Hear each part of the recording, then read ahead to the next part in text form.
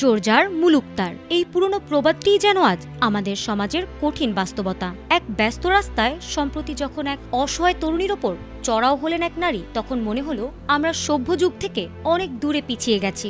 পাওনা টাকার দোহাই দিয়ে একজন মানুষের সম্মান কি এভাবে রাস্তায় লুটিয়ে দেওয়া যায়? কল্পনা করুন সেই মুহূর্তটি, জনাকীর্ণ রাস্তা, চারদিকে মানুষের আনাগোনা, অথচ তার মধ্যেই এক তরুণীকে সপাটে চড় মারা হচ্ছে। তরুণীটি একটিও শব্দ করছে না, কোনো প্রতিরোধ নেই, শুধু নীরবে সহ্য করে যাচ্ছে এই অপমান।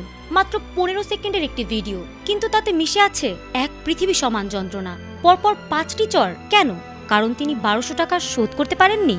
কিন্তু এই 1200 টাকা কি একজন মানুষের আত্মসম্মানের চেয়েও বেশি দামি? পাশের দোকানের যুবকটি যখন সব দেখেও না দেখার ভান করে বসে রইল, তখন প্রশ্ন জাগে, আমাদের বিবেক কি তবে পচে গেছে?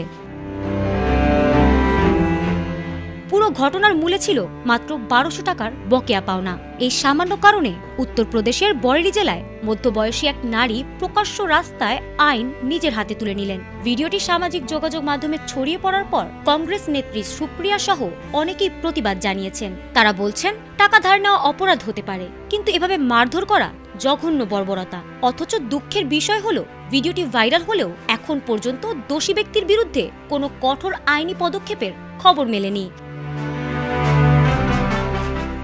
সমাজের বাস্তবতা এখন যেন যার টাকা নেই তার কোনো মর্যাদাও নেই। একজন নারী হয়ে আরেকজন নারীর ওপর এমন অমানবিক আচরণ কি কোনোভাবে মেনে নেওয়া সম্ভব? প্রশাসনের নীরবতাই এমন অপরাধীদের আরো সাহস জুগিয়ে দিচ্ছে বলেই মনে করছেন বিশ্লেষকরা। ফারহানা হক, এটিএন বাংলা।